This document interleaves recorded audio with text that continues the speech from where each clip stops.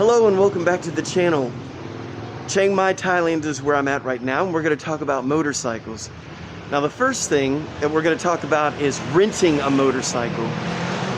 Now renting a motorcycle, the first thing that you're going to want to look into is whether for a deposit they want you to keep some extra money with them, or do they want your passport. Some people won't feel comfortable giving their passport as collateral for taking the motorcycle. So that might be one of your first questions you want to ask whenever you're renting a motorcycle. The next thing you need to consider is what kind of motorcycle do you want? Meaning, are you planning on going out in the mountains? Are you going to have two people on it? Because that will determine how big of a motorcycle you need and also what size engine that you want to have when you're renting a motorbike, which we're going to cover all that in this video. Now we're going to a dealership that sells Yamahas and Hondas. We're going to look at some different motorcycles, what they're used for, what the engine sizes are, and what might be a good fit for you to either buy or rent here in Thailand. Okay, first up we're going to look at the Yamaha Fin, F-I-N-N. This is 150cc. And what CCs mean is cubic capacity. Basically, it means what size engine it is. The higher the number, the more of an engine strength it has. For instance, if you're just using this to go around town, you should be fine because everything's going to be flat. But if you're in a hilly or mountainous terrain, you're going to want more CCs, especially if you have two people. I would say the minimum for two people going up mountains is around 150 cc's, and that means as you go straight up a mountain you should be going about 34 miles per hour with two people on there, and that's two US people, which we tend to be a little heavier than Thais, just to give you a reference. But if you just plan on staying on level ground, anything like 125 or 115 cc should work fine. Now this is the Yamaha Filano, and this one is a very popular one with all kinds of people. As you can see, it's a really cute motorcycle. I believe this only goes up to 125 cc, so if you're looking for something with a little bit more power, this probably isn't going to be the one for you. Alright, this is the Yamaha Fino. Now the Fino is another cute one, a little bit less expensive than the Filano. Looks a lot the same. It's 125 cc, so this would be great for one person in, let's say, slightly mountainous terrain, or for flat riding, even for two people. Now the motorcycle I have is 160 cc. It's called the Honda PCX, and what I like about this one is that my wife and I can ride on it fairly comfortable, and because it's 160 cc, we can get up the steepest mountains together. Now, granted, it is very slow when you're going up the mountains. And the other thing is it's got an improved braking system. So with all of our weight on the motorcycle, when we come to a stop, it has beefy brakes in order to stop us, which is kind of important if you need to stop very quickly. Another thing is the tire size. The tire width is pretty good on these. It gives you more grip on that road, so it's a safer one. So keep in mind how big you are. The bigger you are, the bigger motorcycle you should get, because it has better brakes or bigger brakes, and it has usually fatter tires, and it's just built to have more weight on them. Another thing you want to take into consideration when you're picking out a motorcycle is the width of the tire, because the more tire you have on the road, the more stable it will be, the more grippier it will be, and the more safer rides you will have. Also, another thing to keep into consideration is the braking system on there, and whether it's a manual or an automatic transmission. You could see on this one, this little lever here, this is actually a clutch system, so you're going to have to shift gears. If you're not wanting to shift gears, there's plenty of other motorcycles that are fully automatic, and all you have to do is turn the gas here and you go, which makes things a lot easier than having to shift gears and work a clutch. Now you may be wondering, are you legal to drive a motorcycle in Thailand? Well, the answer is maybe. In other words, do you have a motorcycle driver's license in your home country?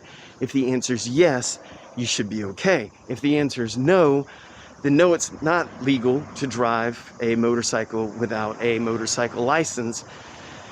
Now, they will still rent you these motorcycles, but just keep in mind that you could get pulled over. Now, you may just need to pay a fine and you'll be fine, but I just wanted to let you know that it is required that you do have a motorcycle driver's license, either from your home country or you need to get one here in Thailand, which isn't that big of a deal. There's 2 motorcycle driving schools. One is the Honda driving school. I'll put a link in the description. And the other one's the one I went to. It's KW. I'll put a link to that one as well. It's like a 2-day course. You take it, you pass the test, and you're fine. It's really not that big of a deal. I'll put a link to the video where I actually went through the program and got my license. Now, when you go to a motorcycle dealer, you'll find out real quick it's not the place to buy all your gear that you're going to need to ride. It's better just to do a Google search for places like, let's say you're in Bangkok motorcycle helmets, or Chiang Mai helmets. And you'll end up finding a motorcycle store that has everything that you need, which is where we're going right now. So I will show you what that looks like. So this is what the gear shop looks like in different parts, different stores in Thailand. They have your gloves, a big assortment of them. The prices are usually reasonable depending on how good a quality you want. They have helmets everywhere.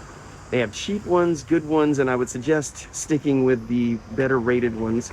They also have boots and things if you're going dirt bike riding and everything. So these shops are geared for everything motorcycle. If you want like riding pants, riding jacket, they have it all. They have dirt bike helmets over here.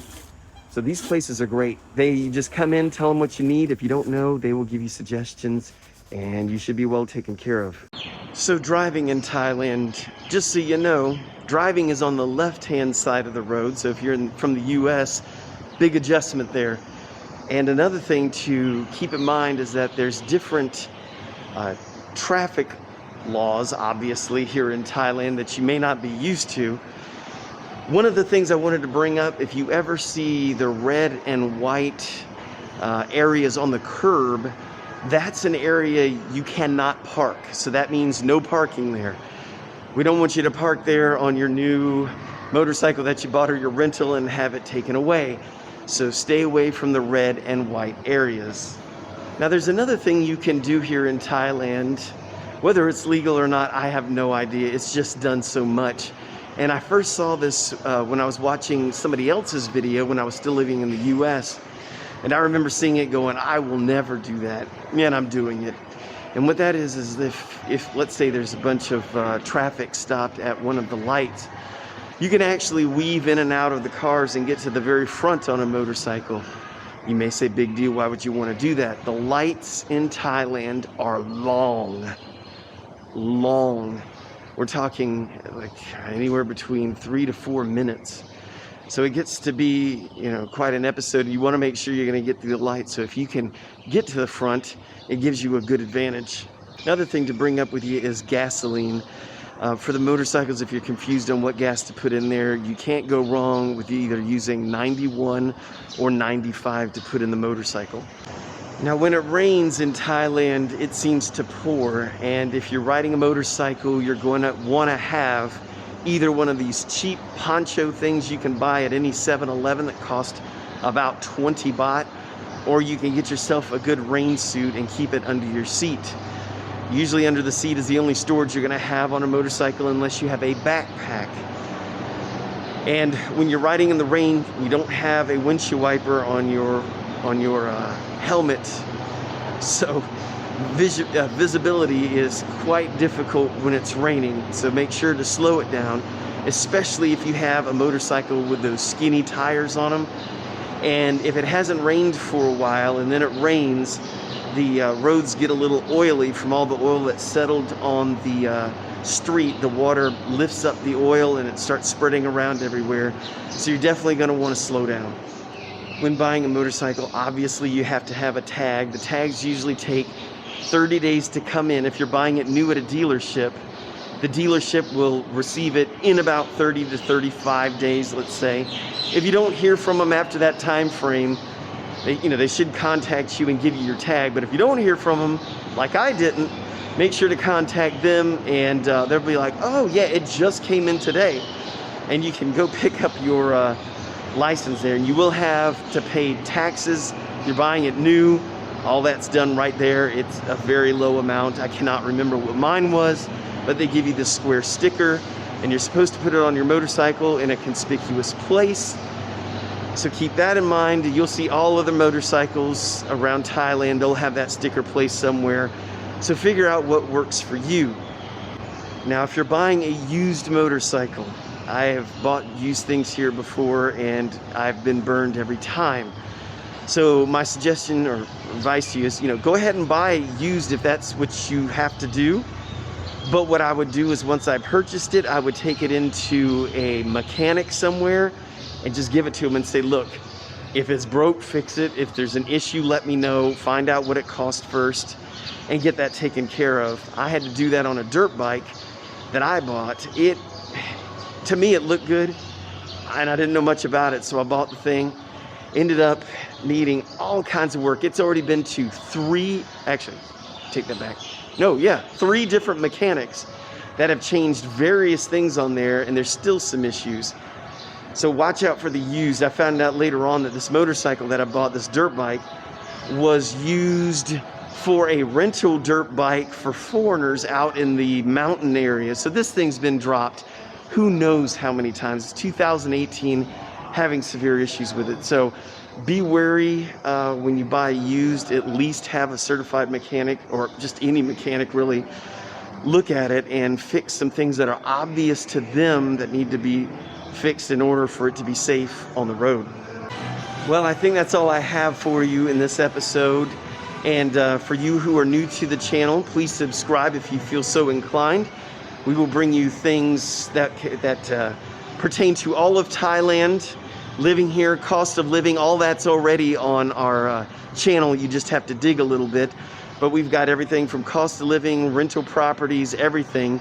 And we are in Chiang Mai, so we handle a lot of Chiang Mai events, things to do and see. So really appreciate you all making it this far, and we end all of our videos by saying Khap Kun Krap.